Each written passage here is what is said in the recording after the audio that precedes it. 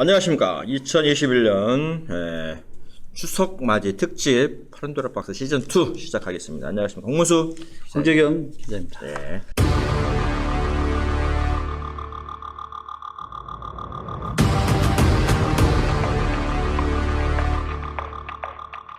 한가위가 다음 주로 성큼 다가왔는데 내년 지방선거에서 익산시장에 나설 후보들에 관해서 알아보도록 할 텐데, 이름하여 추석 밥상머리 익산시장 후보들에 대해서 얘기를 나눠보도록 하겠습니다. 그에 앞서서 익산시장 후보들에 대해서 민주당이죠. 후보들에 대해서 여론조사를 한 게 있어요. 지난 9월 7일에서 8일 양일간에 걸쳐서 한 것 같아요. 예. 그 결과에 대해서 한번 말씀 한번 해주시죠. 조사 응답을 한 사람이 1,008명입니다. 1,008명이고 양일간에 했고, 그다음에 조사 의뢰는 일요주간 매체 일요주간이 했고, 조사 기관은 코리아 정보 리서치에서 했습니다. 또 가상전화라든가 유무선 이 전화로 샘플을 다 뽑았고, 기타 자세한 사항에 대해서는 중앙선거 여론조사 심의위원회 홈페이지를 참고하시면 질문 어떤 방법으로 질문을 했느냐 이런저런 모든 것이 정보가 나와 있습니다. 현재 일요주간에서는 이것을 공표를 유의미한 숫자가 없다는 이유로 공표를 하지 않은 걸로 제가 기사를 확인을 했었고, 그 다음에는 시청자 여러분들이 마음대로 하세요.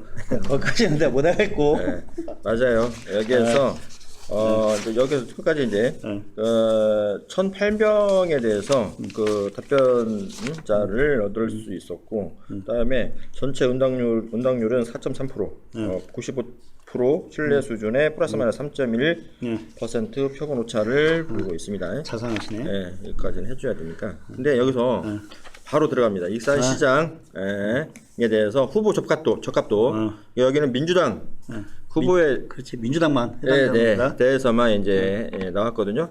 네,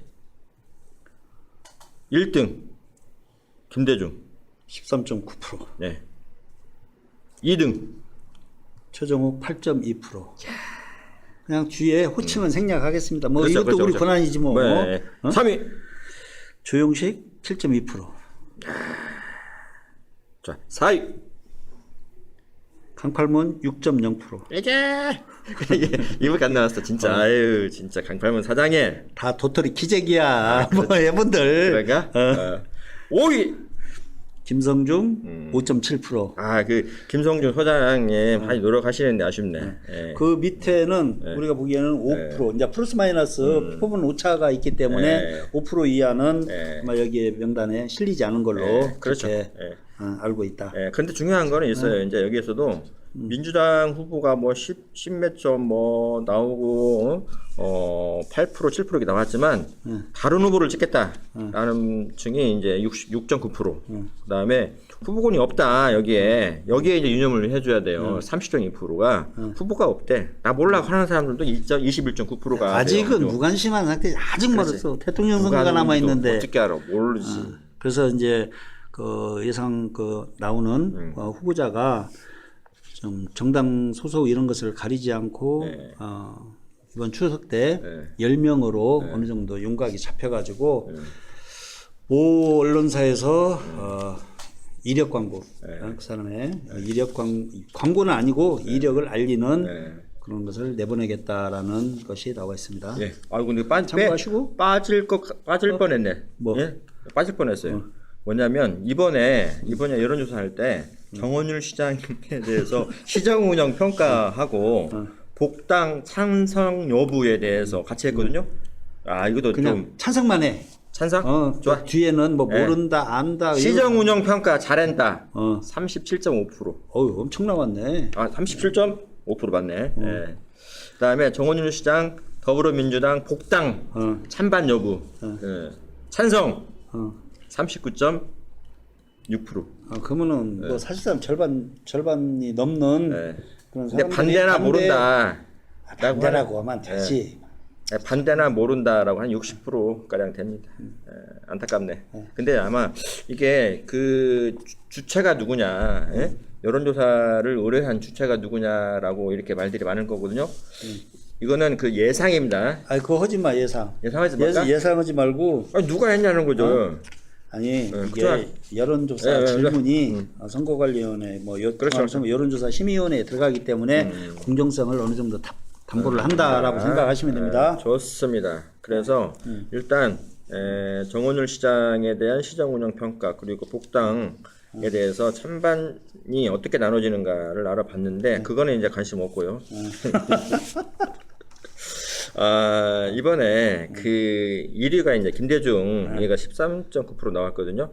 근데 어차피 이제 김대중 같은 경우에는 시의원도 2번 했고 네. 또 지난번에 인지도가 도의원도 있어서. 했고 시장 후보까지 나왔기 때문에 나왔어서. 대략적인 인지도가 있는데 특히 제1선거구 본인이 시의원 도원을 했던 지역에서 17.6%가 나오고 같은 그 갑지역구의 2선거구는 9.2%, 나머지는 막 14%대의 그런 그렇죠. 지지를 받았다. 네, 여기에서 수치는 우리는 좀 이렇게 멀리 하지만 일단 순위에 중요점을 두고 얘기를 하자면 이제 김대중 전 의원이 이제 13.9%를 얻었다라고 하는 두 자릿수, 유일한 두 자릿수. 단기 필마로. 근데 여기에 2위로 최종호 전 차관이 2위를 했다는 거예요.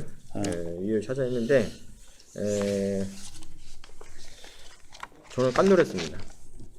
근데 이게 숫자가 그 1,800명인데 거기에서 아니, 지지 의사를 딱 그 후보를 지정한 사람은 약 40%? 40% 정도 되면은 약 400명 정도가 거기에서 숫자를 나누기 때문에 별 그 일요 주간에서 이야기한 것처럼 유의미한 그런 수치가 없어서 공표하지 않기로 하였다라는 내용이 가히 타당성이 있다. 하지만 이제 우리가 이야기하는 이 내용이 이제 유튜브로 나가게 되면 다른 사람들이 최종호, 조영식, 강팔문이나 김대중 같은 경우에는 기존에 알려진 사람이고, 그러니까 조영식과 최종호 이 두 분이 내가 보기에는 가장 큰 우리 방송에 수혜를 잇는 사람입니다. 왜 인물이 나오니까 참고로 우리 먹은 거 없습니다.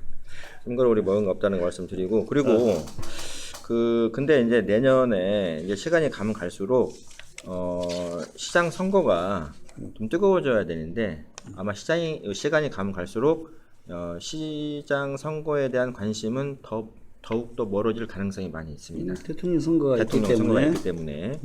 그래서 대통령 선거가 3월 9일이에요. 근데 지방선거는 6월 1일이거든. 그러면 이제 그 안에 석 달이 채 남지 않은 상태에서 인수위, 대통령 인수위 내지는 뭐 대통령 취임식이 있을 거란 말이죠. 그리고 이제 국회 후반기 원내대표 선출, 상임위 배정 문제라든가 이런 것이 그렇기 때문에 복잡하게 돌아가니까 지방선거는 나중에 좀 공명정대하고는 거리가 좀 멀 것이다. 이게 합리적으로 선거가 치러질 가능성은 물론 치러져야 되겠지만 치러지지 않을 가능성이 많이 있다. 과거에 했던 것처럼 어떤 절차가 제대로 이루어지거나 이런 것보다는 좀 간소하게 절차가 이루어질 수 있다. 어영부영 하다가 숨 막혀서 죽어요. 그런데 죽은지도 몰라. 한꺼번에 한 번에 가거든. 그래서 진짜 예의주시 해야 한다라고 하는 거예요. 근데 이번 일산시장 선거에서는 그 이슈를 선점을 누가 하느냐라고 하는 거에 좀 주안이 있을 것 같아. 그렇지. 모 정치인의 이야기를 들어보면 누가 먼저 어떤 어젠다를 던지느냐, 어젠다를. 그렇죠. 이게 가장 중요하다. 기존에 있던 정치인들에 대해서는 좀 피로감을 시민들이 느끼고, 그다음에 새로운 사람 이것을 찾는 게 그렇죠. 그래서 이제 그 참신한 인물, 새로운 인물, 그런 인물론을 내세우는 후보가 나설 것이고, 혹은 그렇기 때문에 그렇지만 새로운 인물이라 해서 모든 것이 다 통하는 건 아니거든. 왜 그러냐면 검증이 안 됐어. 잘할 것이냐 못할 것이냐. 그래서 막연한 새로운 인물론보다는 그것보다는 검증된 인물론이 두각을 나타낼 가능성이 많이 있고, 그리고 인지도 높은 대중론을 내세우는 후보도 나올 것이다. 아울러서 지금 현재 익산이 6위잖아요. 6위인데 이 6위를 극복할 수 있는 강한 추진력으로 익산시를 이끌어갈 리더십을 보이는 후보가 나오지 않을까. 그러면 익산이 지금 6위라면 6위를 누가 만들었다고 생각을 하나요? 제 입으로 어떻게 해요? 제가 정말 정원 시장 좋아하거든요. 제가 진짜 좋아하는데 어떻게 얘기해요? 근데 정원효 시장이 이제 그 악재는 있어요. 그 삼선 도전에 대한 그 피로도, 그리고 여러 실적도 많이 있어요. 많이 잘했지. 그 농로 투부장하고 CCTV 많이 걸었잖아요. 그 이외에 다른 사업도 많이 잘 하셨는데 정로당에다가 많이 투입하고. 그렇죠. 이제 했는데 이제 또 있지. 저도 시청 같은 경우에 저거 민주당 그 시장님 못 하셨잖아. 근데 정원효 시장님 하시잖아. 빚으로 할는지 어떤지는 모르겠지만 국비로 한다고 했잖아. 국비 아니잖아 결국에. 그래서 이제 또 거군다나 또 하나 있죠. 그 익산시 인구가 30만이 무너지고 28만마저도 무너졌다. 내가 봐서는 얼마 안 있어서 머지않아서 군산시 한때까지도 밀릴 것으로 보입니다. 저는. 10월 지금 말경으로 예상하고 있는 그 마동공원에 있는 자이 아파트 청약자들 때문에 인구가 안 빠진다고 대체적으로 시 내에서 관계자들도 그런 얘기를 지금 하고 있습니다. 하고 있는데 그 부분에 그 청약이 끝나게 되면 일시적으로 다 빠져나갈 것이다. 또 그걸 우려하고 있고 그렇게 되면 아마 여수시에 밀려서 여수뿐만이 아니고 군산시한테까지 밀리니까 그러면 없어요. 행정 조직의 축소는 물론이고 정치적으로 익산이 선거구가 2개다 뭐다 했는데 뭐 두 번째로 돼 있으면 일시적으로 한번 할 수 있지만은 여수나 군산까지 밀리게 되면 한 개 선거로 줄어들 확률이 굉장히 높고 너무 이와퍼 그런 얘기는 하도 우리가 반복해서 얘기해가지고 근데 우리가 그 여론조사에 대해서 앞전에서 얘기했지만 그 여론조사 중에 정원효 시장이 민주당 입당 복당 여부에 대해서 물어봤거든요. 근데 정원효 시장이 왜 민주당의 복당 여부가 중요하냐라는 거예요. 근데 복당이 될 거라고 보세요? 안 볼 거라고 보세요? 그거 신경 쓸 거 없어. 되든가 말든가 정해져 있으니까. 저는 민주당 입장에서는 정원효 시장 복당시킵니다. 네. 안에서 가도? 그렇죠. 일단 가도? 네. 도망 못 가게? 네. 그 안에서 들어와서 하자. 가지고 정원효 시장은 내년 대선이 있기 때문에 이 정당에 가입하지 않은 상태, 지금 현재 무소속이거든요. 정당에 가입하지 않고 선거전을 치른다고 하는 거는 대단히 무모한 것처럼 보이기 때문에 어떻게든 그렇지. 정당에 가입할 것으로 보여요. 만약에 정당에 가입이 안 되면 빨리 짐 싸서 전세 빼가지고 가는 게 편하다. 그렇죠. 이게 왜냐면 내년 선거도 대선도 마찬가지지만 박빙의 승부가 펼쳐질 것이다라고 하는 거예요. 대선. 그렇죠. 대선도. 그렇다고 한다면 박빙의 승부가 예상되는 상황에서 한 표가 아쉽거든요. 그럼 민주당 입장에서는 정원효 시장 복당시켜야지. 그래서 저는 정원효 시장에 대한 그 지지 세력들을 민주당으로 끌어와서 대선을 치르겠다라고 하는 합리적인 추론입니다. 그렇지. 근데 안 할 수도 있고, 근데 그 꼭 정당이 필요하다면 정원효 시장은 국민의힘 당도 검토해 볼 수도 있어요. 국민의힘 왜 그러냐면은 그 익산에서도 아마 10% 안팎으로 그 국민의힘 지지자들이 있어요. 그렇지. 그러면은 현역 프리미엄이 있고, 그 다음에 국민의힘에 대한 그 지지도가 있거든요. 그리고 또 엎어요. 그러면 꽤 나올 것이다. 한번 해볼 수는 있을 것이지만 제발 좀 해주세요. 하진 않을 것 같아요. 그다음에 이제 민주당 후보로 민주당 거론되는 그 사람이 김대중 그 전 도의원 같은 경우는 많이 알려져 있으니까 이하 생략으로 하겠습니다. 단기 필마로 지금 굉장히 노력을 매우 많이 하고 있다. 그렇죠. 이제 그 김대중 후보 같은 경우에는 지금 현재 그 인지도 때문에 그 경선 과정에서 1등을 그것은 당연한 거예요 지금. 하지만 경선 결선이 있어요. 결선에 돌입했을 경우에 과연 이게 계속 유지될 거냐라고 하는 거거든요. 왜냐하면 조직이 조직에서 아마 그게 시간이 갈수록 한가름이 나지 않겠냐라는 생각이 들어요.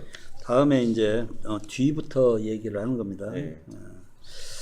그 강팔문 새만금 개발공사 사장은 현재 공공기관 임원이기 때문에 조직을 가동한다든가 이런 부분이 알려진 것과는 그것과는 반대로 이번에 적합도 지지도에서 좀 상당히 뒤로 밀려 있다. 근데 9월 말일까지 한다고 사직서를 냈기 때문에 10월부터는 자기 자신들의 그 조직이나 지지 세력을 규합을 하면 조금 더 좋은 결과가 나오지 않겠나? 저는 제 생각은 이렇습니다. 제 생각입니다. 강팔문 사장 같은 경우에는 김대중 후보, 그다음에 조용식 후보, 여러 후보들이 있지만 여기에서 본선 경쟁력이 가장 강하다라고 하는 후보 중에 한 명이었거든요. 그 강팔문 사장이. 그렇지. 그럼에도 불구하고 이번 여론조사에서 사퇴를 했어. 이건 뭐냐면 또 여기에서 또 이제 그 태클이 들어갈 수밖에 없는데 이거는 1위에 너무 안주해 있다 했다가 너무 미끄러지는 상황이 펼쳐졌다. 이거는 거스를 수는 없다. 그래서 이번 여론조사뿐만이 아니고 이 익산시장 이제 후보군들이 이제 계속 바뀌고 있는데 최종호 전 차관, 국토부 차관이 등장하면서 가장 크게 피해를 본 사람이 강팔문 사장이지 않냐라는 생각이 듭니다. 또 한쪽에서는 김성중 전 익산경찰서장 이분도 조용식 전 그렇죠. 지방경찰청장이 나섬으로써 어떻게 보면 상대적으로 굉장히 피해라고 하면 그러고 그래서 직업군과 지지 세력층에서 어떻게 보면은 교차하는 그런 부분이 있었지 않았느냐? 그렇죠. 김성중 그 전 서장 같은 경우에는 지난번 그 민주당 익산시장 후보로 나왔을 때 경선에 참여했잖아요. 그때에는 3등을 했어요. 아주 진짜 기라성 같은 그 변호사님이나 그렇죠. 다 있었어도 그런 후보들에 비해서 이렇게 그걸 다 누르고 이제 3등을 했단 말이에요. 그럼에도 불구하고 이번에는 그에 미치지 못하는 결과가 나왔다라고 하는 거는 급식으로 봐야 된다라고 하는 겁니다. 네. 그다음에 이제 가장 중요하신 지금 새로운 인물 조용식 전 전북지방경찰청장과 최정호 전 국토부 차관 및 장관 내정자, 국토부 내정자 이 두 분이 지금 새로운 인물로 따진다면 그렇죠. 이 조용식 전 청장하고 최정호 전 그 차관 같은 경우에 시장성이라든지 상품성이 가장 좋다. 그래서 유력 그 시장 후보군으로 1군으로 나누잖아요. 뭐 이것은 여론조사뿐만 아니고 저희들이 주변에 듣는 이야기를 좀 들어보면 두 분이 아주 좀 2강으로 오를 것이다라는 이야기가 그렇죠. 있습니다. 2강. 근데 이제 아마 이게 3강 체제로 갈 거예요. 막판까지. 김대중, 최정호, 조용식 이 세 분이서 3강 체제로 갈 텐데 아마 한 분은 어떤 방식으로든 낙마가 되지 않을까. 그래서 결국에는 2강에서 2강 체제로 가다가 이제 마지막 결선 과정에서 한 분이 본선에 나서지 않을까라는 생각이 듭니다. 그래서 지금 강팔문, 김대중, 김성중 이 세 분에 대해서는 이미 익산 시민들이 지난번 선거도 나오고 많이 알고 있기 때문에 세 분에 대해서는 제외를 하고 자 조용식, 최종호 이 두 분에 대해서 집중적으로 짧은 시간 내에 분석을 하고 네. 우리가 편파 방송을 하도록 하겠습니다. 그렇죠. 예. 근데 그 최종호 전 차관이 지난번 방송에서 저희가 한번 했어요. 거론했는데 최종호 전 차관이 이제 장관까지 내정됐다가 부동산 문제로 낙마를 했단 말이에요. 근데 본인 스스로 얘기를 하는 게 그거예요. 그 임명권자 그리고 민주당에 부담을 주지 않기 위해서 스스로 낙마했다라는 거거든요. 근데 그 대목이 상당히 그 심장을 저를 쿵 칩니다. 뭐냐면 결국에는 인지상정이거든요. 부채 의식이라는 게 있거든. 근데 여기에는 익산에는 한병도 의원이 소위 그 문바로 통합니다. 너무 거기 길게 가기에는 시간이 없으니까 좋아요. 그러면은 여기에 그러면은 여기에 그러면은 그 최종호 후보 같은 경우에는 누구하고 같이 손잡고 가냐라고 하는 거예요. 제가 봐서는 송하진 지사 익산에도 송하진 지사 표가 있을 거 아니에요. 이번에 송하진 지사도 3선에 나온다고 하는데 예. 그러면 송하진 지사와 손을 잡고 가지 않겠냐라고 하는 생각이 드는 거예요. 우리 개인적 생각과 주변에 있는 사람들 이야기를 토대로 복합적으로 말씀드리는 거니까. 그렇죠. 그리고 또 사실일 수도 아닐 수도 있지 뭐. 그리고 또 이제 그 최종호 차관 같은 경우에는 근무공고를 나왔다며 근무공고의 졸업생 수가 많지는 않지만 단결력이 대단하다. 결속력이 굉장히 강하지. 라고 하는 거 있어요. 그것 때문에 우습게 볼 일은 아니다. 근데 정말 이분은 이제 민주당 입당하고 그리고 또 뭐 익산시장 나오겠다라고 공식 선언은 안 했지만 익산 시민들한테 얼굴을 드러낸 게 불과 한 달 정도밖에 안 돼요.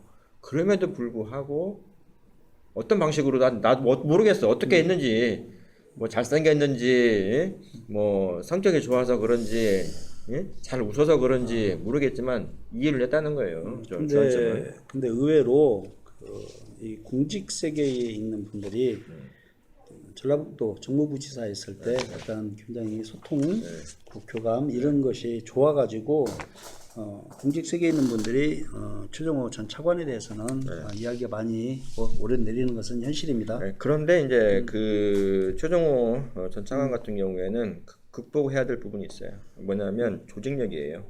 조직력에서 이게 좀 어렵겠다라는 생각이 들기 때문에 지금 바닥으로 돌아서서 바닥 민심을 훑겠다라고 하는 전략인 것 같아. 근데 이에 반해서 조용식 그 청장 같은 경우에는 가장 강점이 뭐냐면 막강한 조직력이에요. 막강한 조직력.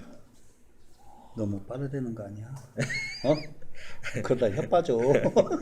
근데 이게 조용식 청장의 이 조직력이 이번 여론조사에서는 제대로 발휘하지 못했다. 그래서 이번에 다시 재정비를 해야 한다. 이거는 그렇지 않으면 깊이 고민을 많이 해야 된다. 위기의식을 가지고 이게 역전시키기가 쉽지 않은 거거든. 다만 한 표 차이를 망정. 그럼 사람이 그렇죠. 최종호가 이번에 2등 했다는데 최종호 누구야? 뭐 이런 부분이 있고 조용식 청장 같은 경우에는 조용식 그렇게 많이 입당원서도 받았다는 소문이 있는데 왜 이렇게 가동이 안 돼? 그러면 결국에서는 그 캠프에서 뭔가 특단의 조치 이것이 있어야만이 제대로 된 조직을 갖다가 하는 거지. 숫자만 많으면 못해. 오합지졸처럼 되면 안 된다. 정예군으로 만들어서 정예 인력으로 갖고 나가야지. 이번에 너무 여유를 부린 것이 아니냐라는 생각이 깜본 거지. 그야말로. 그렇지는 않겠지. 그렇지는 않겠지. 근데 조용식 청장의 강점이 있잖아요. 지금 현재 아까도 소리에서 말씀드렸다시피 익산 같은 경우는 진짜 6위야 6위. 누가 뭐래도 6위거든. 그 전국적으로 소멸도시라는 거예요. 소멸도시. 아니 자그마치 30만의 인구를 가진 도시가 소멸도시라고 이렇게 아닌다고 하는 거는 이건 굉장한 위기로 봐야 한다. 지금이라고 하는 건데 이 위기를 어떻게 극복을 하겠냐라는 거예요. 이거는 뭐냐면 강한 추진력밖에 없어. 뭐냐면 뚝심 있는 가장 추진력. 이걸로 미루고 나가야 된다. 뭐 조영식 전 청장 이분은 대화를 해봤지만은 다른 건 몰라도 공부는 많이 하더라고. 그럼요. 그러니까 이분이 이게 그 권위 의식도 없어. 이 서민적이거든요. 근데 이제 많은 사람들하고 막걸리를 안 드시는 것 같아. 드시나? 아, 섞어졌나? 일단은 그 서민 친화적으로 바닥 민심 훑는 전략이 필요하지 않느냐라는 생각이 들어요. 일단 뭐 시간이 너무 오래 지체돼서 시청하시는 분들이 지루함을 느낄 수 있으니까 그렇죠. 간단하게 이제 끝 인사를 하고 마무리하도록. 나머지는 궁금하신 분들은 저희들한테 연락 따로 주시면 같이 대화를 하도록. 네, 그리고 이제 그 추석이 끝나고 어차피 이제 우리가 계속 일산시장 후보들에 대해서 거론을 하는데 추석이 끝나고 나서부터는 후보로 거론되는 후보들에 대해서 한 명씩 같이 초대를 해가지고 얘기를 한번 썰을 한번 풀어보도록 노력하겠습니다. 예. 본인들이야 뭐 응해야 되겠지만은 그렇죠. 근데 안 나올 수도 있어요. 근데 안 나오셔도 되는데 가급적이면 나와 주시면 좀 고맙겠습니다. 우리는 항상 꼬리내는 방식으로. 다음 주가 여러분들의 가장 풍성한 명절 한가위입니다. 네, 알겠습니다. 여러분 기름진 음식 많이 드시고 살 푸동푸동하게 쪄가지고 가을 지나시기를 바라겠습니다. 오늘은 이만 줄이도록 하겠습니다. 감사합니다.